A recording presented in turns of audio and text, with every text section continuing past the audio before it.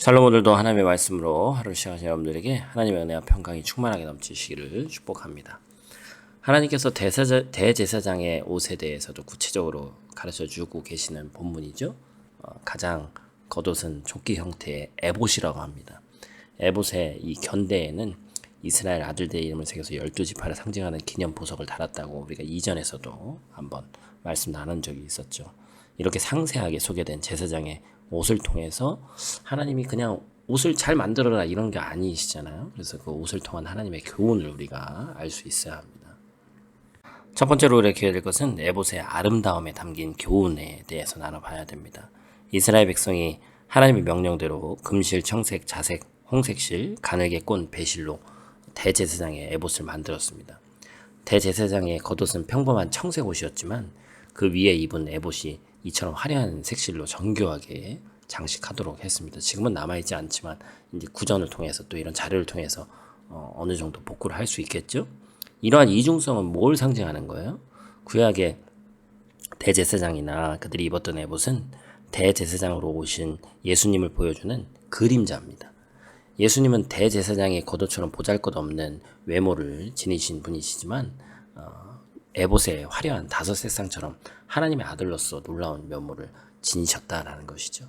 에봇의 금색은 예수님의 영광을, 청색은 그 안에 있는 생명을, 홍색은 그리스도의 고난의 피를, 자색은 왕 대신 예수님의 권위를 상징하는 것입니다.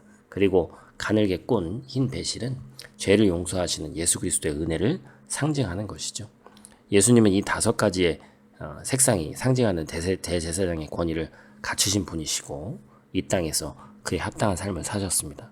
사도 베드로는 예수님을 믿어 구원받은 우리가 이 땅에서 주님이 하셨던 제사장의 사역을 계속해서 이어서 감당해야 한다라고 얘기를 하죠. 우리가 예수 그리스도의 대속의 은혜로 구원받은 왕 같은 제사장이다 이렇게 얘기를 합니다. 우리는 세상에 하나님의 생명을 전하고 사람들을 사랑으로 위로할 축복의 통로로 부르심을 받았습니다. 하나님 앞에서 이 책임에 대해서 평가받게 될 날을 기억하고 무엇보다 우리의 관심과 생각을 하나님이 맡겨주신 영혼들에게 쏟으면서 살아가야 한다는 것이죠. 두 번째로 봐야 될 것은 12지파를 새긴 보석의 교훈입니다. 대제사장의 어깨에는 견대가 있었습니다. 하나님은 호마노 보석 위에 이스라엘 12지파의 이름을 새겨서 견대에 달도록 명하셨죠. 그리고 12지파의 이름을 새긴 12개의 보석을 흉패에 붙일 것을 명하셨습니다. 12지파의 이름을 새긴 보석을 어깨와 가슴에 달게 한 이유가 무엇이었을까요?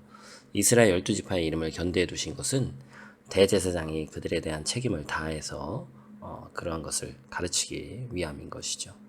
대제사장은 이스라엘 백성을 위해서 기도할 책무를 져야 했습니다. 그리고 그들의 죄를 짊어지고 하나님께 나아가 용서를 구하는 역할도 감당해야 됐습니다. 흉패에 12지파의 이름을 새긴 12개의 보석을 붙이게 하신 것은 하나님이 이스라엘 백성을 사랑으로 품으시고 그들을 축복하심을 나타내기 위함이었습니다. 각각의 보석은 서로 다른 빛을 냅니다. 그렇기 때문에 어느 하나 소중하지 않은 것이 없죠. 하나님은 12지파 모두를 각기 다른 보석처럼 귀하게 여겨주십니다. 이 은혜는 우리에게도 동일하게 임합니다.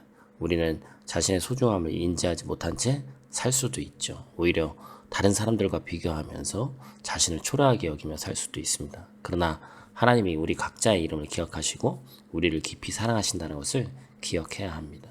우리는 그 사랑에 응답하여 마음을 다해 하나님과 이웃을 사랑하는 제자의 삶을 살아야 합니다. 사람은 옷으로 자신의 신분을 드러냅니다.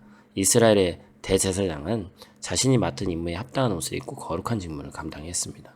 하나님은 우리에게 하나님의 자녀로서 합당한 옷을 입으라고 명령하고 계십니다. 따라서 우리의 인격과 삶은 그리스도로 옷 입어야 한다라는 것입니다. 그러면 세상이 우리를 통해 그리스도를 볼 것이고 하나님께 나오게 될 것입니다. 오늘 하루도 어김없이 주어진 말씀 붙잡고 승리하시길 바라고 풍성한 하나님의 은혜가 넘치시는 하루 되시기를 축복합니다. 기도하겠습니다. 하나님, 이 제사장의 옷에 새겨진 또 여러 가지를 통해서 또 에봇이라는 것을 통해서 하나님 그 영적인 의미를 깨닫게 하시니 감사를 드립니다.